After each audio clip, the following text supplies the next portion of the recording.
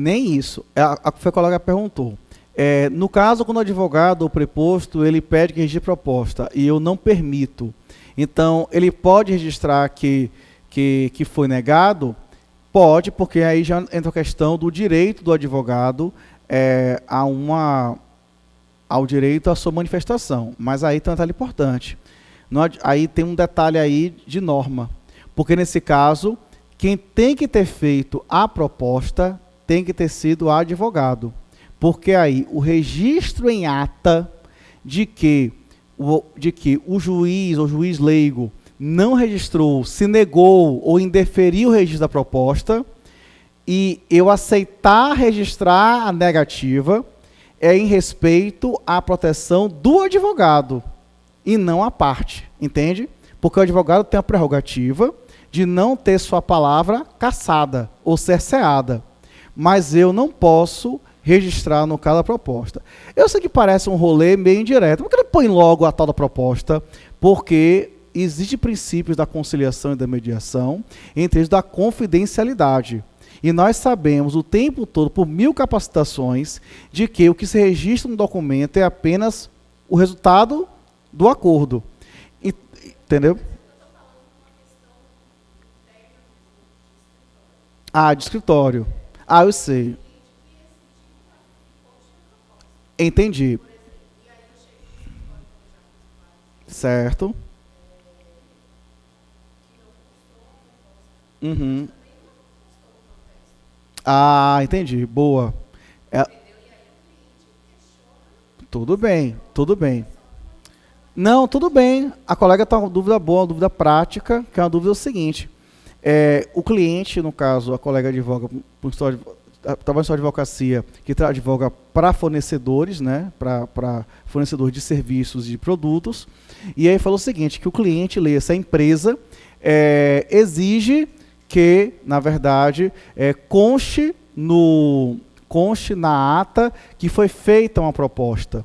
E aí, então, se o juiz leigo ou conciliador, viu, gente, ele se nega a registrar a proposta, então o que acontece? Pode se negar a registrar o conteúdo da proposta. Agora, se o informante da proposta, que é o advogado do escritório, ele não pode ter a palavra cerceada. Então, ele tem que fazer um protesto em ata de que, requerendo o registro da proposta, foi negado pelo conciliador ou pelo leigo de que a proposta fosse registrada. E é importante o conciliador ou leigo diga por quê, e no princípio da confidencialidade, que existem os meios autocompositivos. Mas esse rolê, exato, mas tem que ter isso. É porque a capacitação nem sempre é desse jeito, entendeu? Esse detalhamento não tem. Porque na prática mesmo, voltando a falar sobre o sigilo. Estudantes de direito que vão querer assistir a audiência para efeito de horas na faculdade. Não poderia assistir a sessões de conciliação, a não ser que as partes dissessem na ata que assistiram. Porque se na ata tiver uma sessão de audiência de conciliação, uma audiência de instrução que resultou em conciliação, não pode ter lá em cima dizendo, estiveram para estudantes de direito, João, Maria e não sei quem. Não pode.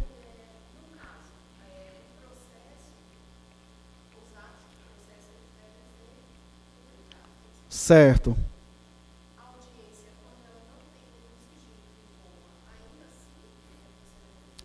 Exatamente. Ou seja, a colega está perguntando também sobre a situação, sobre os atos que são públicos, salvo que tenha sigilo. Mas a etapa de conciliação, ou a etapa de mediação, quando aplicável, ela é sigilosa. A conclusão que é pública, exatamente. A conclusão que é pública. Eu sei que parece uma coisa estranha, ou até desnecessariamente, porque quando a gente estuda pela primeira vez, a gente sente isso, ou desnecessariamente cautelosa, mas é o que a lei diz. A lei de mediação, em que a conciliação se aplica de forma subsidiária, diz isso, que todas as negociações, vamos falar de forma mais clara, a negociação ela é confidencial. Só é público o resultado, que fica na ata, ou no documento à parte. Porque senão também não tem valor probatório, né? Agora a etapa, o presenciamento da negociação, só se as partes consentirem com aquele momento. Envolve valor, envolve intimidade, muitas vezes, envolve uma série de aspectos que a pessoa não quer estar abrindo, entende, na questão. É porque quando a gente está falando de consumidor, é uma coisa muito trivial. Mas pense, por exemplo, mesmo em consumidor, uma situação de acordo que envolva, por mais que seja causa de fraude ou alegação de fraude, que ainda não envolve o direito à honra, entende? Envolve o direito a... Eu sei que tem muita gente que entra com ação e muitas vezes parece descarada mesmo e entra para poder conseguir uma obtenção lá no truque. Mas tem muita gente que não, tem gente que tem o nome negativado indevidamente e se sente inibida. E até coloca o processo até sob sigilo por outra razão. Mas mesmo o processo sem sigilo, a etapa de conciliação, ela é sigilosa. Então, quem estiver presente naquele momento e não for os envolvidos diretamente, tem que constar algum tipo de passagem no documento dizendo isso, dizendo que as partes consentiram com a presença dos estudantes de direito, fulano, beltrano, ciclano, naquele ato. Porque só pode registrar a súmula de julgamento ali. Súmula de acordo, no caso. Concordo ou não com a presença deles. Porque isso é uma coisa interessante pelo seguinte, aí vem um pouco do rolê prático administrativo. Vocês, quando forem sendo chamados para essa seleção, vocês vão perceber o seguinte, que a primeira turma é uma maravilha. Vocês são recebidos assim, tipo, só falta ter salgadinho, não sei se tem capacitação. Eu acho que é. Isabela Cuxé, justamente. Aí tem salgadinho, tem evento, tem foto, vai pro Insta, site, as honra toda. Mas os demais, meus amores, não tem mais isso não. Você entra lá, nos peitos, lá já tem que fazer já. Às vezes você não sabe nem quem é um juiz, muitas vezes, é meio caótico. E aí, de tempos em tempos, o tribunal, através da Unicorp, ele faz cursos de capacitação para poder você aprender. E engraçado, que teve um curso desses aí, que foi bem engraçado isso. Todo mundo estava deixando a horda estudante de direito assistirem todas as audiências, porque os bichinhos querem ter horas, entendeu? E fica lá 10, 5 pessoas na sala de audiência assistindo aula. Aí depois que teve essa capacitação, foi um baculejo de todo portas fechadas, ó, ninguém deixando assistir. Porque ficaram assustados, porque quando começaram a aprender que o conciliador não apenas poderia perder a função, mas responder processo administrativo e até judicial muitas vezes, ficam todos assustados. E não são bem seguros também de ter esse rolê de ficar sabendo esses pormenores da história toda. O que eu faço? Eu faço o quê? Quando eu vejo que a situação vai para acordo, e eu vejo que tem na sala estudantes, fala assim, estudante na sala, por favor, dê um tempinho lá fora. Aí tem um negócio do acordo, não fechou o acordo, estudantes, mande para os estudantes voltem. Pronto, vai ser instrução. Não sendo um processo sigiloso, aí podem assistir. Entendeu? Mas a negociação não vai. Porque às vezes ali tem questões de intimidade, você não tem o que vai vir ali. Não sabe o que vai vir ali. Entendeu?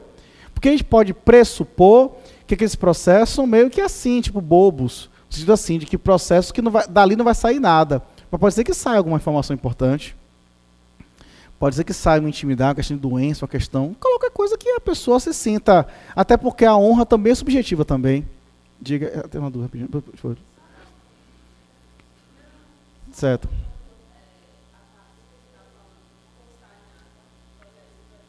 Certo.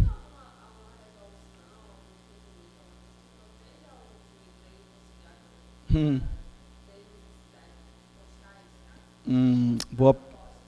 Então, gente, a colega perguntou o seguinte, se tem algum tipo de norma, resolução ou algo assim parecido que proteja o juiz leigo conciliador, vamos colocar assim, desses avanços do advogado de pedir que conste na ata coisa A, coisa B, coisa C, que o leigo conciliador diga que não vai poder constar, e como é que fica o leigo ou conciliador protegido diante disso.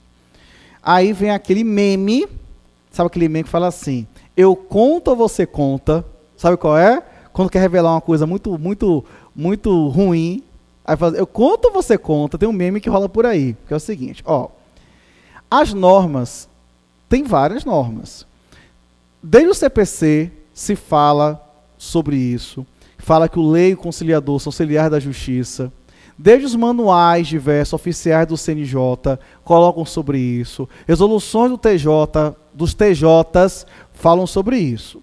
Só que não adianta você ter uma série de normas que digam da boca para fora que o conciliador e o leigo estão blindados e que são até sujeitos passivos de crimes até funcionais, até desacato, podem nos desacatar, entende? E aí a pessoa responder até por desacato.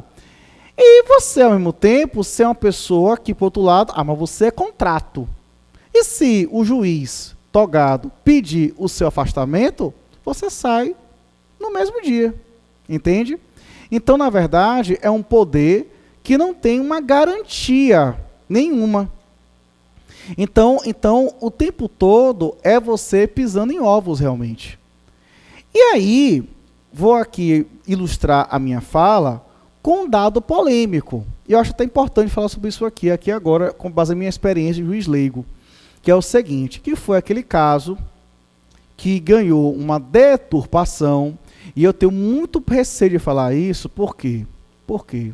Porque eu sou um homem cis, branco, que vai falar do caso do Rio de Janeiro que envolve uma mulher, embora cis é o não trans, tá certo? Cis, negra, que foi algemada, né? Homem cis, branco, privilegiado, ou com cara de privilegiado, que eu não sou privilegiado, parece que eu sou, mas não sou privilegiado assim. Sou porque, querendo ou não, a sociedade ela é racista e, infelizmente, pessoas com a minha aparência acabam, infelizmente, tem alguns privilégios que as pessoas não têm, porque é o chamado racismo institucional ou estrutural também. Mas foi o caso daquela advogada que foi algemada no Rio de Janeiro, negra, e que isso rodou aí o Brasil todo, e a OAB endossou e coisa do tipo. E eu vou falar com base, não é com base no que foi dito nos corredores, com base no que foi provado, demonstrado. É que, na verdade, assim, o uso de algemas, que foi uma coisa lamentável, mas que foi um ponto, primeiro que foi um ato da polícia, não foi um ato determinado pela juíza leiga.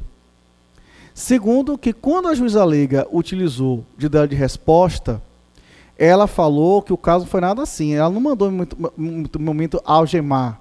Na verdade, ela saiu da sala e aí a situação ocorreu em paralelo. A confusão ocorreu em paralelo. Ela ficou um pouco assustada em relação a isso. E quem disse isso, na verdade, foi justamente a conclusão do próprio inquérito policial que foi pedido de arquivamento. O Ministério Público ele viu que não tinha base para aquela situação, para a juíza leiga ter sido acusada de racismo. Entende? Mas veja como isso gerou um transtorno. A juíza leiga ficou numa situação desconfortabilíssima, porque ficou ainda parecendo que ela tinha, na verdade, porque na imprensa ficou o quê? A juíza, para isso é juiz, né? A juíza mandou algemar a advogada negra. E aí, galera, é o seguinte, eu quero pedir para vocês um pouco de razoabilidade e um pouco de sensibilidade na minha fala. Eu tenho muito cuidado ao colocar esses temas tão sensíveis, porque vocês vão lidar o tempo todo com vários perrengues e desafios, de situações que você vai ver, rapaz, isso vai dar problema. Se eu fosse pelo que a lei me autoriza, mesmo, eu sei que daqui eu vou sair, vou ser posto para fora da minha função, porque nenhum juiz vai querer lidar, juiz ou togado, com essa confusão associada ao seu leigo, e além disso, eu vou responder processo ainda, o que gera um certo acovardamento prático na gente, e conveniente também. Então, o que eu faço? Que é uma situação muito prática, muito comum, e, por favor, só para fechar minha fala, eu não estou dizendo com isso nem que foi certo algemar a advogada. Aquilo foi um absurdo, foi uma questão absurda, foi péssima. Não estou dizendo que não existe racismo estrutural, porque existe. Eu estou falando que eu não estou no lugar de falar sobre essas coisas, porque, como falei a vocês, eu tenho todos esses privilégios, que eu já elenquei 3 no mínimo, mas estou falando que devido a esse julgamento da internet que acontece, ninguém, na verdade, procurou saber o que aconteceu. E aconteceu, a história não foi nada aquela dali, foi outra história bem diferente do que ocorreu. Entende? Não conheço esse movimento mal, não. É. Uhum. Uhum.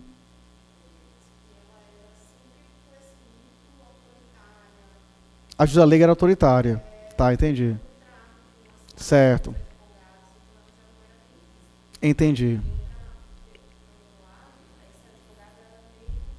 Entendi. Certo. Certo, entendi. Era uma advogada mais combativa, digamos assim. Entendi. Ah, entendi. Tá. Entendi.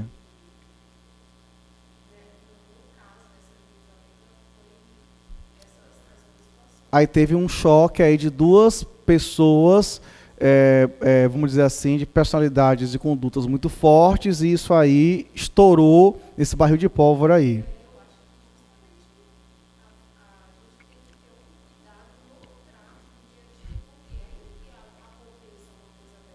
Uhum.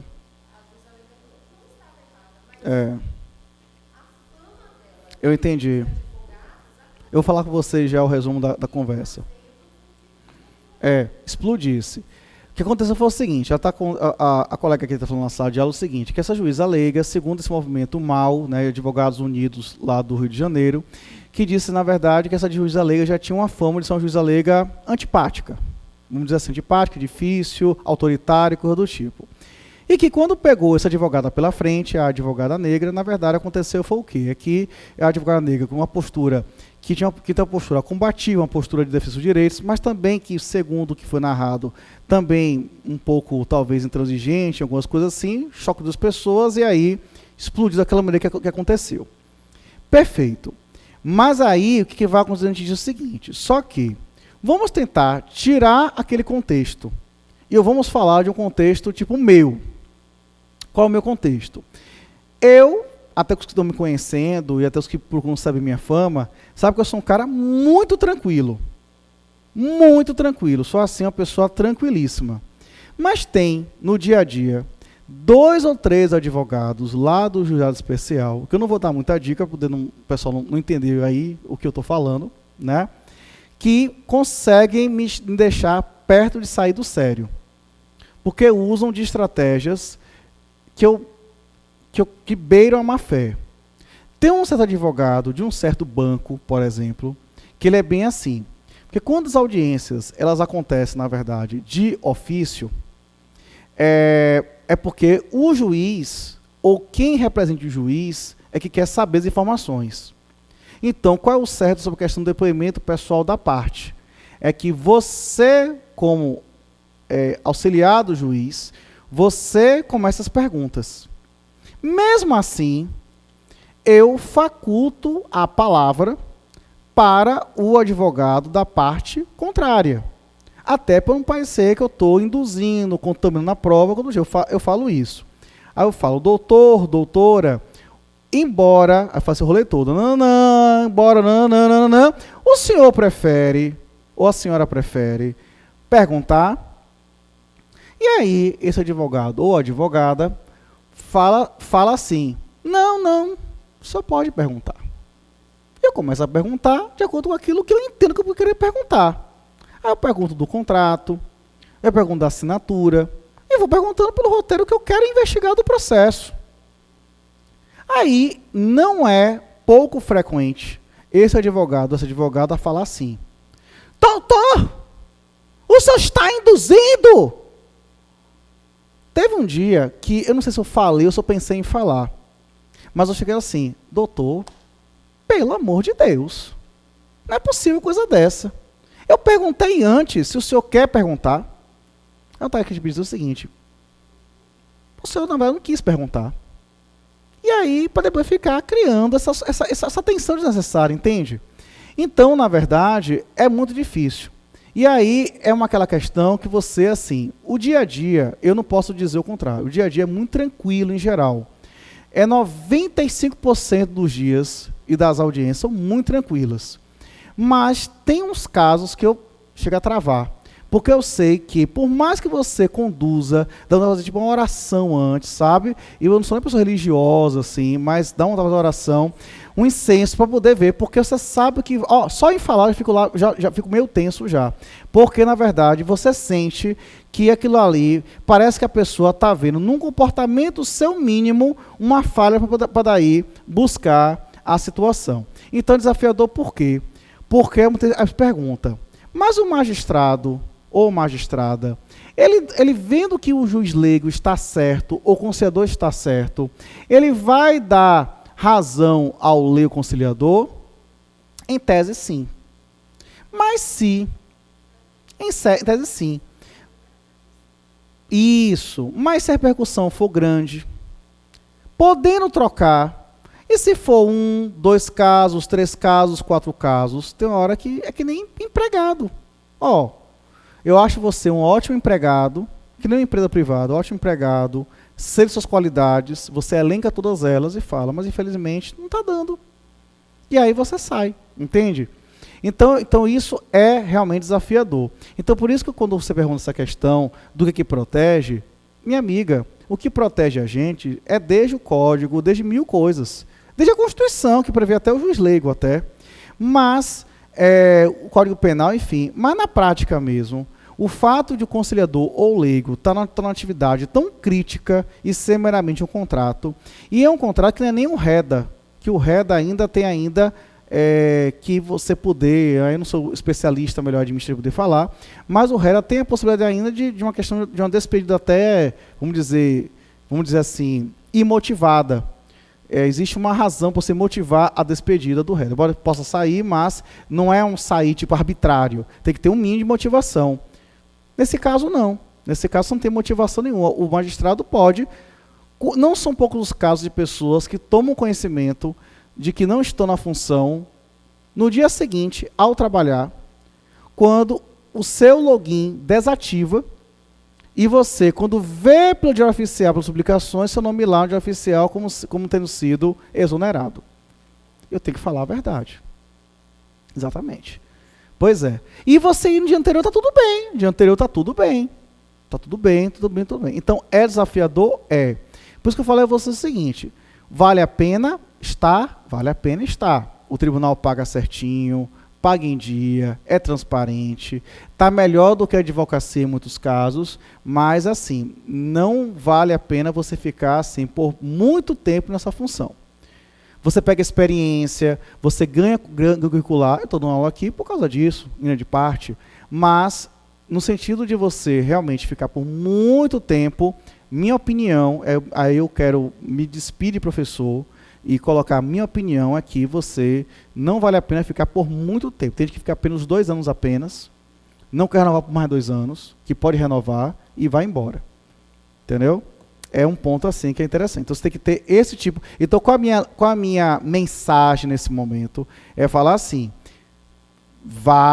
fique feliz que você está bem na pontuação, arrase, vá, mas fique por um período e não pare de estudar, para poder você buscar, porque é melhor do que você, para quem quiser ir para a carreira jurídica, é melhor do que você estar na advocacia, porque a advocacia é o incerto. A advocacia lida com o incerto do pagamento do cliente, o incerto de você ter cliente, e quando você está na sua advocacia, né, contratado, é aquela demanda que não acaba nunca. Então, é um passo que você dá em prol de uma coisa maior.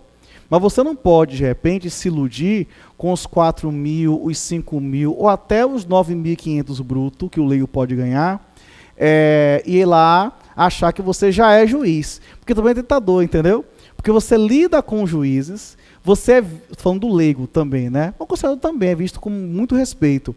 Você lida com juízes, você é visto como um juiz, só que você não é um juiz.